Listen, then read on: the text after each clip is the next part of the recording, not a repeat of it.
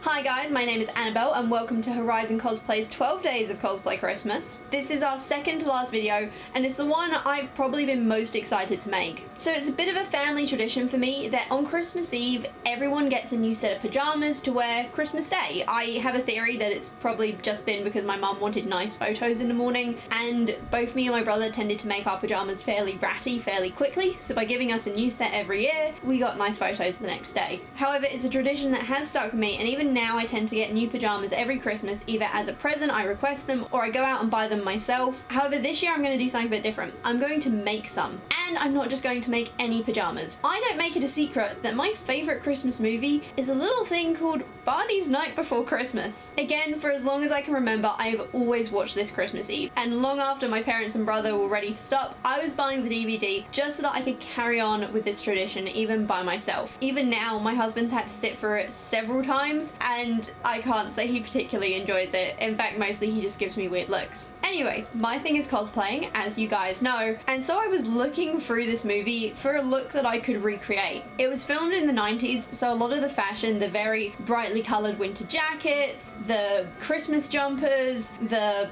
weird hair, is very 90-ish, but the one thing that caught my eye is that at the end of the movie, for the last song, 2 songs, Hannah is wearing this really nice nightdress. Now, I am actually pretty sure I remember having a nightdress like this when I was younger. I have no idea what happened to it. I'm guessing I grew out of it because, you know, I'm an adult now and back then I was a child. However, that doesn't mean I can't recreate one. So I got lucky, and last time we went to see Ben's nan, she gave me a bunch of sewing supplies, including this pattern. Now, this pattern is technically a child's, however, this one in particular is a child size 12 and 14, and according to the measurements, it should fit me. Holding up the pattern pieces to my body, it's definitely long enough for me to wear as an adult. I'm quite a short person in general, so hopefully that's not going to be an issue, and all I'm going to do is add an extra ruffle along the bottom to make it look a little bit more like Hannah's. Now, when I was looking at the details of her dress, the fabric her main dress is made out of is okay, but the thing that caught my eye and the one thing that I actually really wanted to imitate as such was that along the bottom of her dress she had a row of hanging stockings. And so I went online and was scouring the internet for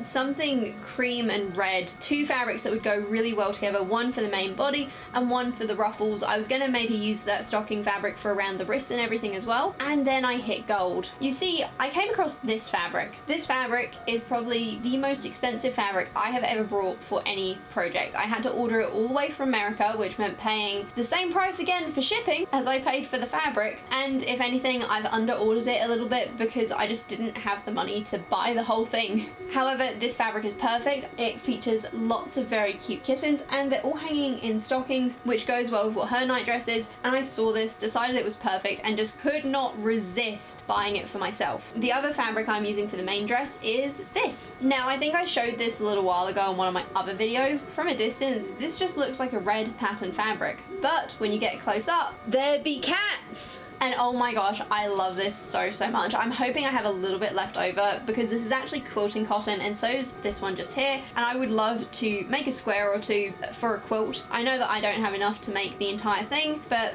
oh, it's just so lovely. Otherwise guys, because this fabric is so expensive and because I don't have enough to redo anything if I fuck it up, I am going to make a mock-up of a nightdress, which I may or may not use as a lining. I kind of feel like a single layer of fabric for a nightdress is going to be enough, but we will see. Also guys, if you like vintage patterns, I currently have a bunch of them for sale on my Etsy shop, so don't forget to check that out if you get a chance and you want your own pajamas. Otherwise, let's get going. So guys, this is the mock-up that I've made of the nightdress, and 1, it is super comfy, and 2, I feel like it's the kind of outfit, especially because I made it out of an old white bed sheet, that mothers would make kids who are generally doing activity plays for the angel. I actually really like it, and I'm going to keep this mock-up to use on another costume or a series of costumes that I'm working on next year. The best bit is if I actually put a belt on it, just to, you know, accentuate my waist a little bit. I actually wouldn't mind wearing this outside on like a day-to-day basis. I am going to make it a little bit shorter. I did do 1 length for the front, 1 length for the back, as you might be able to see. So we're going to go with the length at the back, which is a bit shorter, because I do want to add that ruffle on, and that will keep me nice and warm, and then I'll have some lovely pajamas to wear Christmas Eve. So now is ironing the actual fabric and getting on with that. I definitely am not going to line the nightdress for the simple reason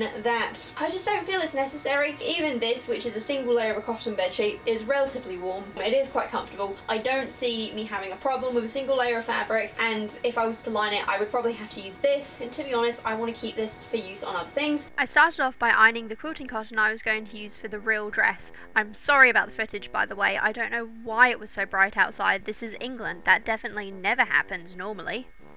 Then it was time to ask the dog to move off my sewing floor so that I could lay out my now ironed fabric and cut out all the pieces I need for the nightdress.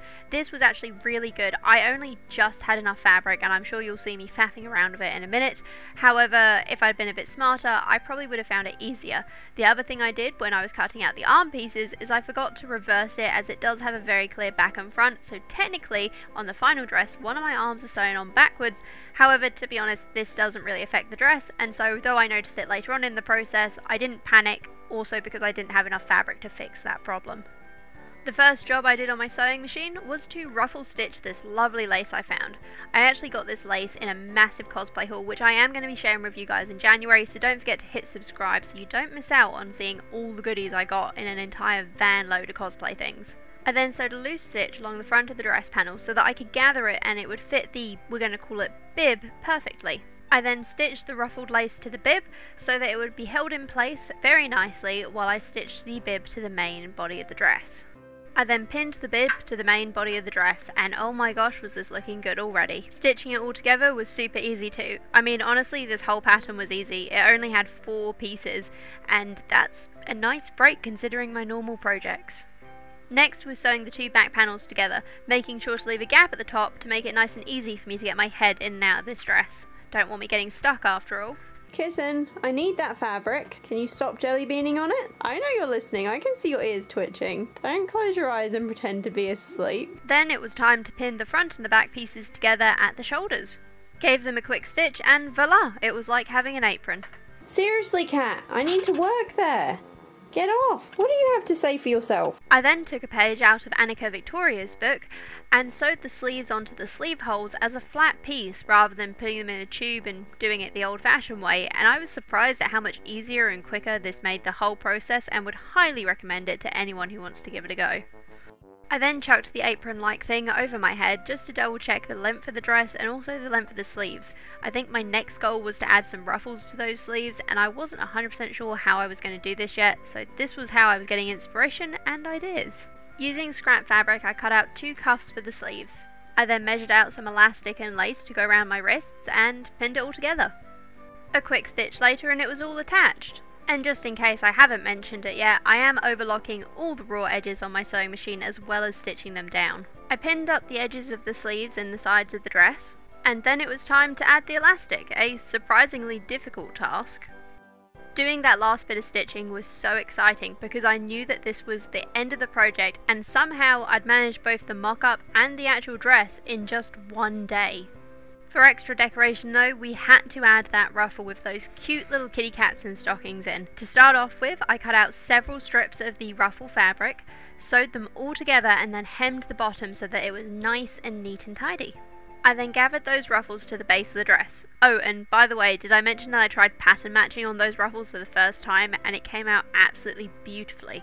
I then stitched them on and knew I was done. My camera's about to die, so we're going to make this quick. It is about 10 o'clock at night. I have done this in essentially half a day because I did go shopping in like the afternoon, and oh my god, it is amazing, it is brilliant. I'm going to do a grand reveal first thing in the morning, simply because I think if I go down to my Christmas tree and start taking videos and pictures, a couple people in the household are not going to be too impressed, but oh my gosh, look at it. It's like, I love it. It's so cute. I'm about to put it on and go show Ben, who's already in bed, and see what he thinks. So I'll see you guys in the morning for the grand reveal.